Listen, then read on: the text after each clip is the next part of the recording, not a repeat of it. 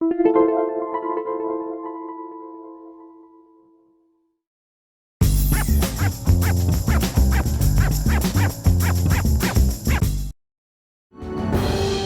quality live entertainment is right in your backyard. Take a look as we shine the spotlight on another production playing on Long Island.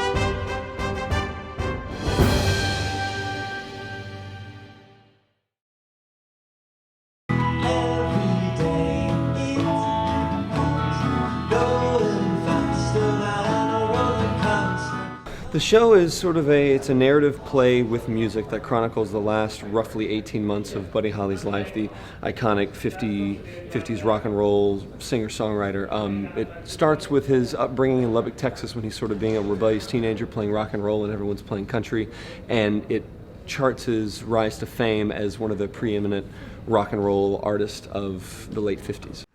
Brothers and sisters, give it up for Buddy Holly and the Crickets.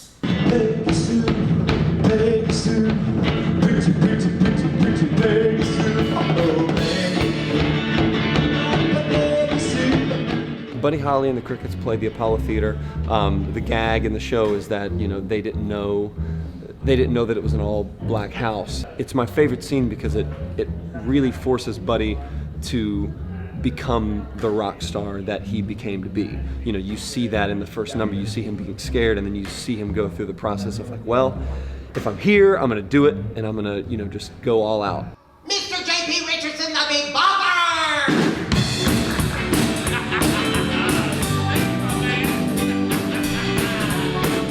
I play J.P. Richardson, the Big Bopper, who was on the plane on that tragic night on February 3rd, 1959, when he and Buddy Holly and Ritchie Valens went down in the plane crash, unfortunately, the day the music died. Hello, baby! Yeah, this is the Big Bopper speaking with you. Oh, you sweet thing!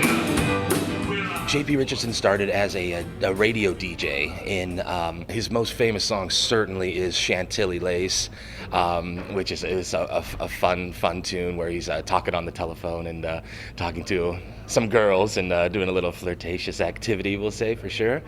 People cover Buddy Holly all the time, and it's but we're doing it like he did it. What was on the record, if you would buy it in 1957, 8, 9, that's the sound you're gonna get.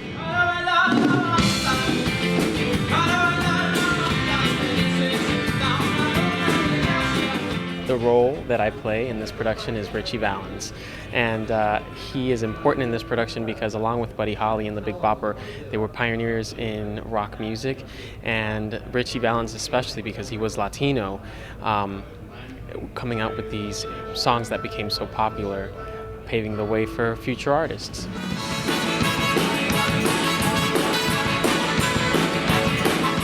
It's amazing because it really puts the history of music in perspective and how rock music became what it is today. And these people really paved the way. They had to work hard to bring it to the forefront. You gotta forget about these kind of things. It's only a dream. There's fire in the sky and people running and screaming. Honey. And then I'm all alone. My character's name is Maria Elena. She is Buddy's love interest and eventually his wife.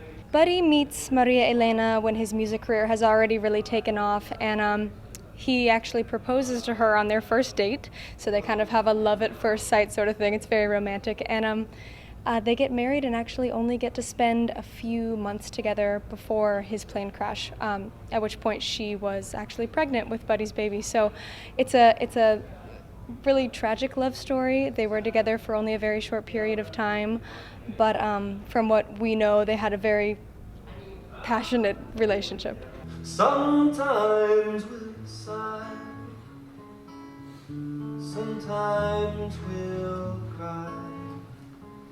I love that second act of the show sort of turns into a Buddy Holly concert, and you don't feel like you're at a play, you feel like you're at a concert, and the audience is up and dancing, and we feed off of that so much. The energy is insane.